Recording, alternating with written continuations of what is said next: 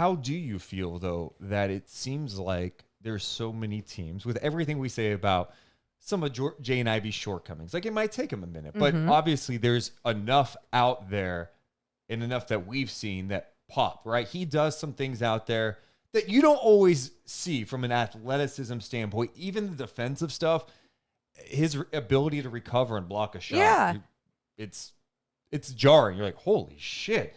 The explosiveness, him getting to the basket in today's game, being able to get to the paint, like those things matter. And I think teams see that. So going back to what I was saying, though, when you have so many teams that want to move up, does that make you think a little bit? Go, You guys, of course it would. Of course, but it should. Like, isn't that just human instinct to do that? If everyone's gravitating toward the red jelly bean, I don't know why I thought of jelly bean out of all things, instead of the green jelly bean, you're going to be like, wow, the red jelly bean's probably better.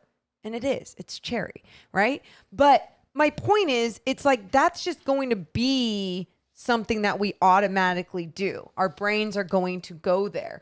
But at the same time, I'm not acting like it should come down to fit, because I am with so many others. When you're the Sacramento Kings, fit, right? And you're drafting number 4. This is at this point. Exactly. You're not 7. And this is, again, good thing Sacramento moved up in this draft, because if the Kings are at 7 right now, what are we talking about? Yeah.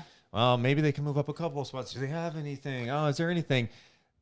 Them being at 4 and seemingly the top 3 are settled unless something crazy happens draft night. But most people assume the 3 will be Jabari, Chet, Paolo. And unless something crazy happens, great, then you change, you do what you need to do, whatever else you believe in, right? If someone falls to 4.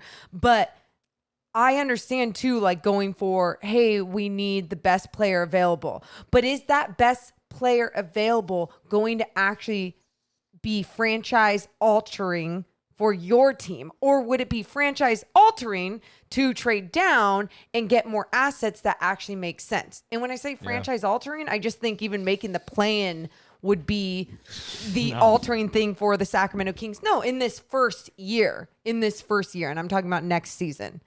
This next season, making the plan, huge deal. That's the growth you need, Deuce. I know we'd love to see a postseason. They need so much more. And that's why I'm okay with the whole trading down and getting more. Hawk Hater TV says, if all these teams want to move up for Jaden Ivey, why would the Kings want to move down? If everybody else wants Ivey, why wouldn't the Kings? Look, maybe they see something different. I personally, I don't look at Jaden Ivey as can't miss. I see all the potential. So I'm cool with the idea of moving it.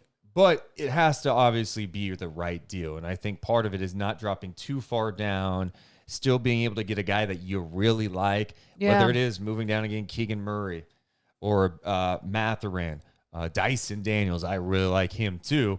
But there's got to be more that you get back. To me, if there are this many teams interested, it needs to be an offer that you can't turn down. Make it sexy. Yes. And that's probably what Monty's looking at is like, look, here's the other thing we have to realize too, as we are just talking through this. I love this because if we had the mics off right now, we'd be having the same conversation. Facts. So it's fun to have it with all you guys. No one really has a feel for what the Kings are thinking.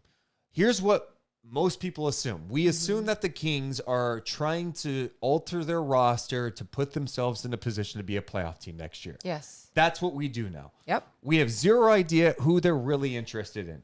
We think there's some interest in Keegan Murray, but we don't know. Like Monty, I don't think we can figure him out at this point. Yeah.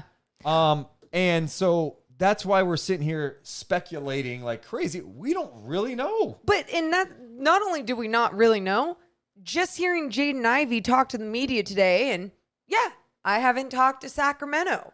I haven't been in Sacramento. And then you see a report from Chris Haynes that Keegan Murray had dinner with De'Aaron and Sabonis. Okay, like there's what does that mean? Yeah. And and that's what's fun. We're kind of trying to put these puzzle pieces together, but not getting a lot of like, well, this means that they really like Keegan Murray. Does it? Because just like someone mentioned in our chat earlier, they didn't talk to Davion Mitchell.